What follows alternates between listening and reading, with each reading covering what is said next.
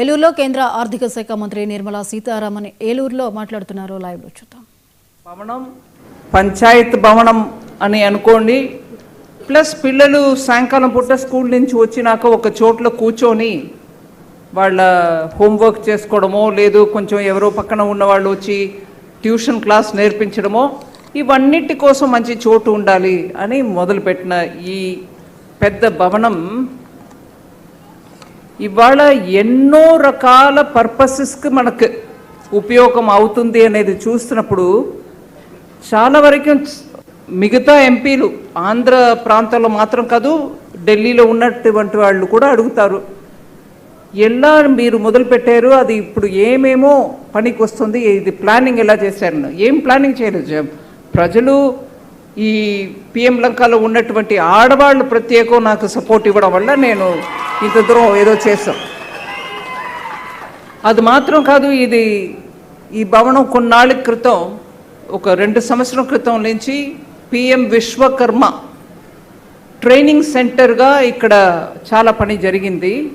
ఒక మారు 2024 ఎలక్షన్, లోక్సభ ఎలక్షన్కి ముందు నేను వచ్చినప్పటికీ ఇక్కడ పిఎం విశ్వకర్మ యోజన కింద 13 రకాల ట్రేడ్స్కి ఇక్కడ ట్రైనింగ్ ఇచ్చారు. అది కార్పెంటర్ రావచ్చు, లేదు హెయిర్ డ్రెస్సర్ రావచ్చు, ఇంకా అట్లా చాలా మేసన్స్, ఫిష్ నెట్ తయారు చేసేవాళ్ళు, ఇట్లా చాలా ట్రేడ్స్కి ఇక్కడ ట్రైనింగ్ అయింది. అప్పుడు ఆ ట్రైనింగ్ పొందిన యువకుల్ని కూడా తీసుకొచ్చారు ఇక్కడ, ఒకసారి మన అందరూ కలుసుకుందామని. వాళ్ళందరికీ కూడా హైదరాబాద్లో లేకపోతే శ్రీ సిటీలో ఉద్యోగం వెంటనే ఆ ట్రైనింగ్ తర్వాత దొరికి ఇక్కడ వచ్చి, నాకు ఉద్యోగం దొరికిందండి, దీనివల్ల దొరికింది, ఈ ట్రైనింగ్ వల్ల దొరికింది అని వచ్చి మాట్లాడారు. చాలా సంతోషంగా అనిపించింది.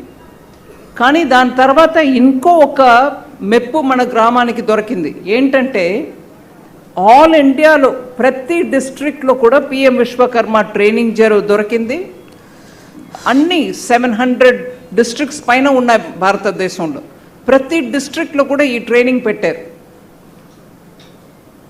ఒక సర్వే చేశారు, ప్రతి డిస్ట్రిక్ట్లో ఎట్లాంటి ట్రైనింగ్ జరుగుతుంది, ట్రైనింగ్ ఎట్లాగా ఉంది, క్వాలిటీ బాగుందా, దాని నుంచి వచ్చిన పిల్లలు ఉద్యోగం దొరుకుతున్నాయా లేదా, ఇవన్నిటిని గురించి సర్వే చేశారు.